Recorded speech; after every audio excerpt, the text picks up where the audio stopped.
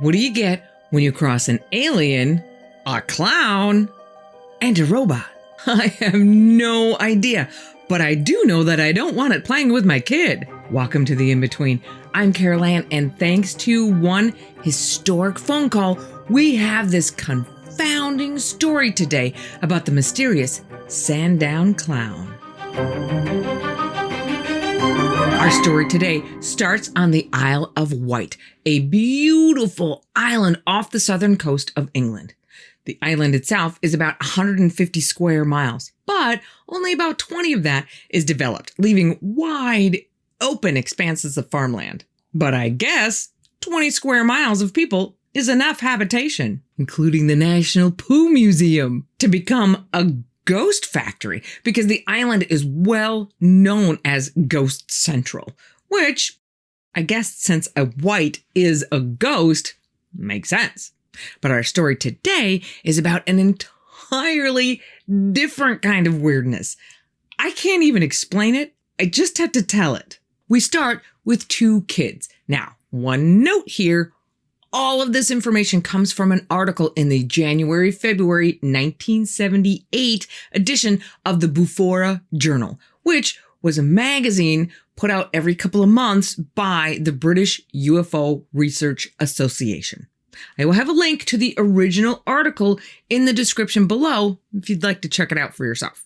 And the article that this story comes from makes it very plain that they have kept the names of all of the people involved anonymous. They call the little girl Faye, and we are going to call the little boy Tom. On a Tuesday in May of 1973, about 4 o'clock in the afternoon, in the town of Sandown, Faye is about 7 years old, and she's out with her friend Tom, who's about the same age. And they're out on the beautiful spring day seeing what they can discover. Back in the days that kids actually played outside. As they're walking along, they both hear a weird wailing noise, kind of like an ambulance siren. They follow the sound across a golf course and through a hedge leading to a swampy meadow that's right next to the Sandown Airport. And the noise stops. Oh well. They start off on a new adventure. As they're crossing a wooden footbridge over a narrow little stream, a blue-gloved hand pops up from under the bridge, followed by the strangest figure the kids have ever seen. The person, truly for lack of a better word, and I'm calling it a he just for simplicity's sake, because really, who knows, has a book in his hands. And as he's getting up, he fumbles with the book and he drops it in the water and then kind of splashes around trying to get it back. It starts walking along with a strange hopping motion with its knees raised high. And the kids watch it go into a metallic hut, kind of like the ones that are used on building sites, except that it has no windows. The kids completely blow off this bizarre being that just crawled out from under a bridge, start moving on to their next adventure. They're about 50 yards away when the thing comes back out of his hut carrying a black knobbed microphone with a white cord attached. The wailing noise starts up again, but this time it is so loud that Tom gets scared and starts to run away, and Faye starts to follow. The noise stops, and the thing speaks into the microphone. Hello? Are you still there? The kids are a decent distance away by this time, but they can hear his voice like he's standing right next to them. So they stop and figure that, well, he sounds friendly enough, and they start walking back to talk to their new friend. Their friend is nearly 7 feet tall and has no neck. His head is just sitting right on his shoulders. He has a yellow pointed hat, which is connected to the red collar of his green shirt. A round black knob is attached to the top of his hat, and wooden antennae are sticking out on each side. His face has triangles for eyes, a brown square for a nose, and yellow lips that never move. Its skin, again, for lack of a better term, is paper white with round spots on his cheeks and a fringe of red hair sticking out of his hat onto his forehead. Wooden slats stick out from his sleeves and from below his white pants. I don't even know what to do with that. He pulls out his notebook in a large hand and points to a page that has several words written on it, but in no discernible order. He points to words and Faye reads them out loud. Hello, and I am all colors Sam. The kids get a little closer and discover that the creature can actually talk without the microphone. But his lips don't move, and it's really hard to understand what he's saying, kind of like a person trying to talk without moving their lips. He asks the kids questions about themselves. So they decide to ask some questions of their own. They ask about his clothes, which are all ripped, and he tells them that he only owns one set of clothes, so that's it.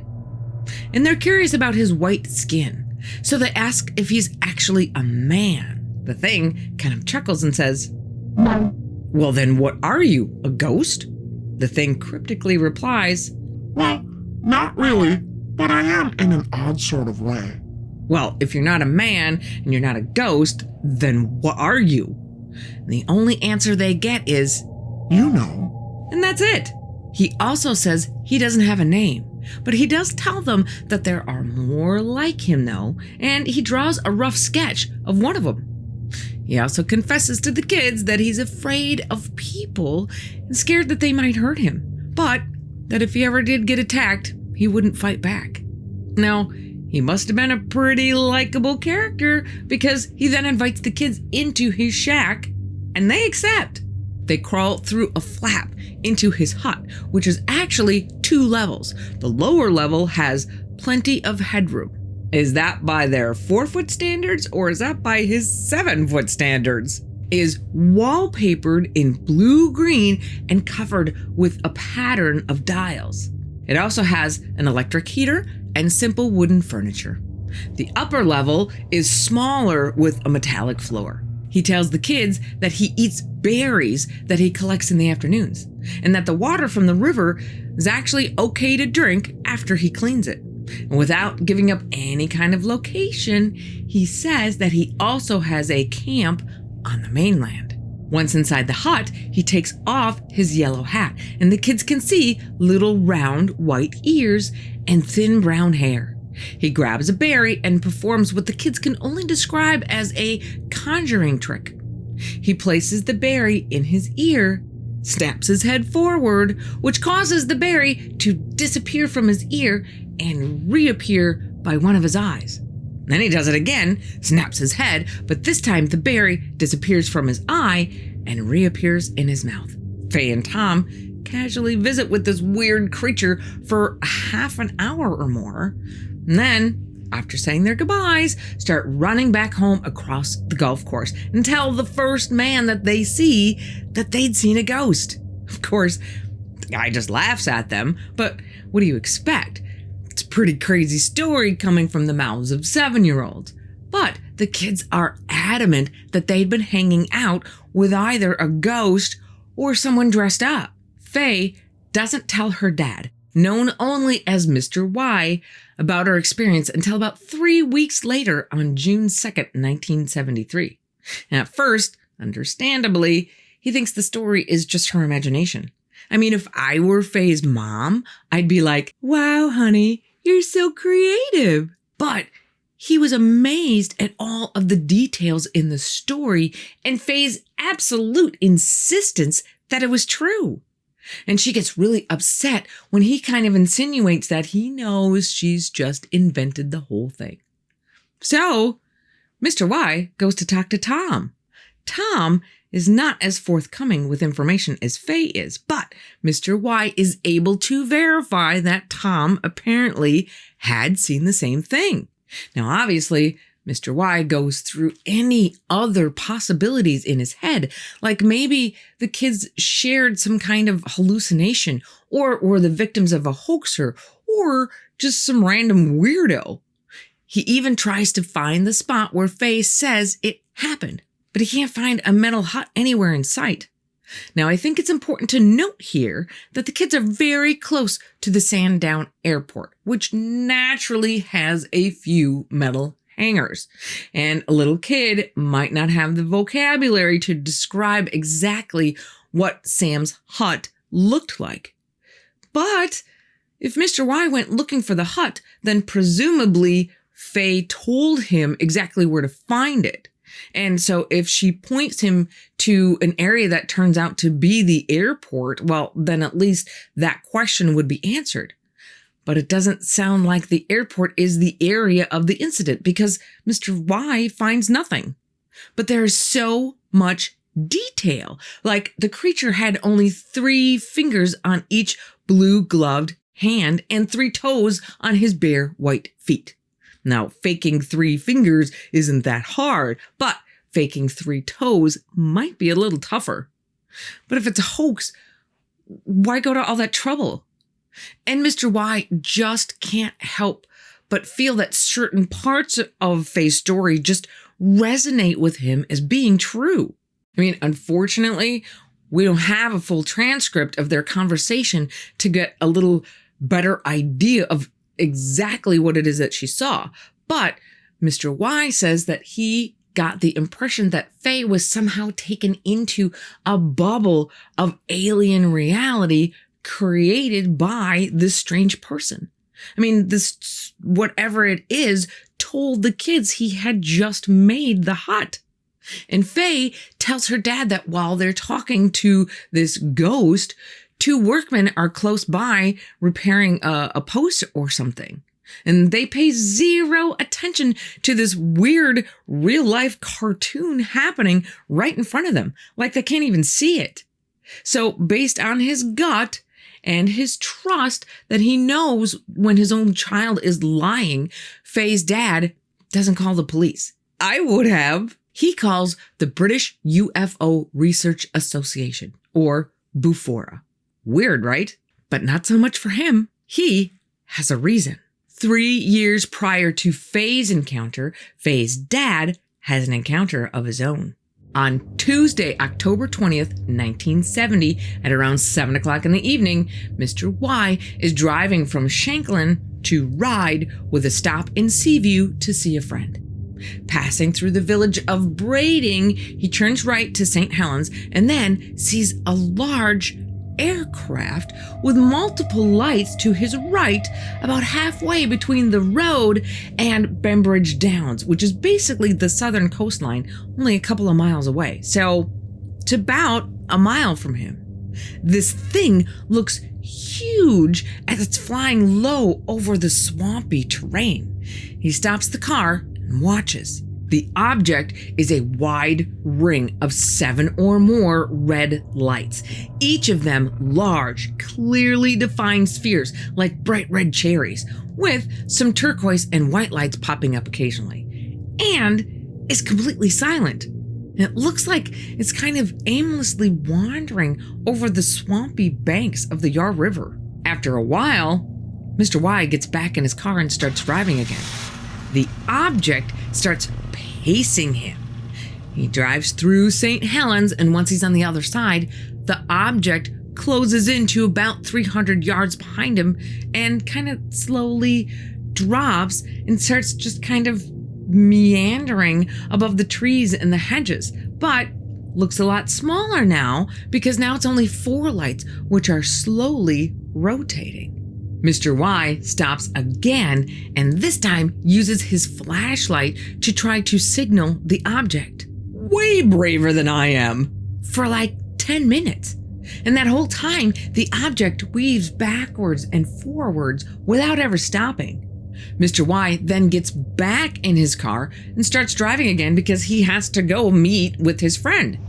When he reaches his destination, the red lights are still there.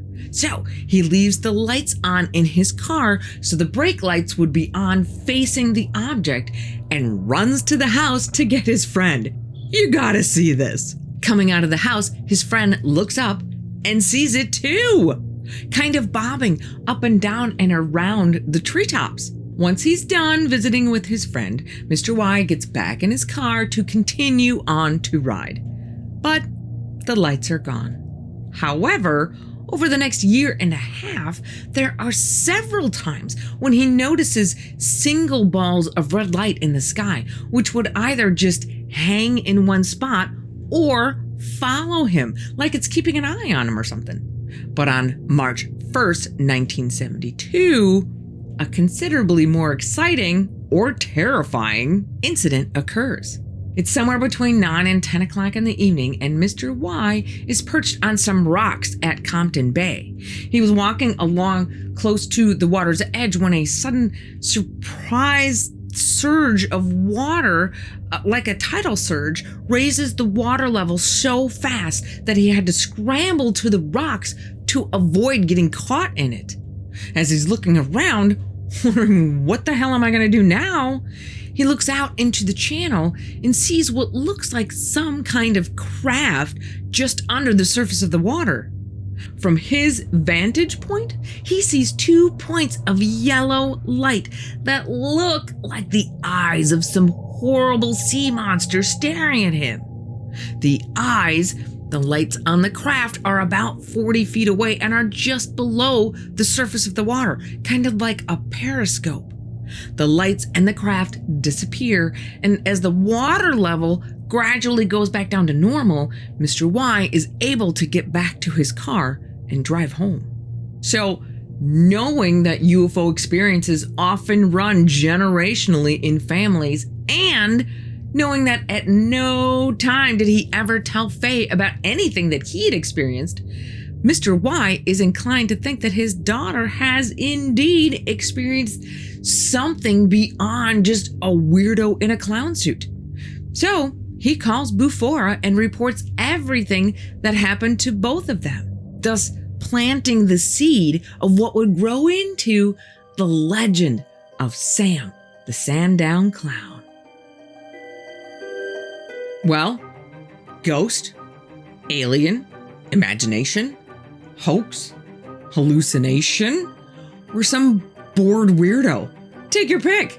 This one is so bizarre that I think that the only thing that anyone is going to agree on is that it's bizarre.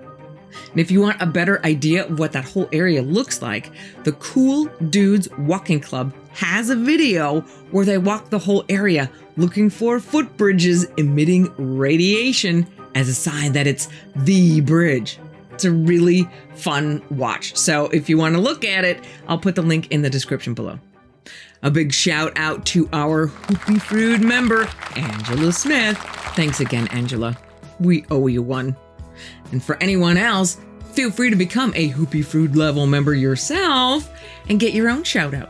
Just click the link in the description below. If you want to see more of the bizarre things that this world has to offer, watch this video next. I guarantee it's right up your alley. Be careful out there, and I will see you here again on the In-Between.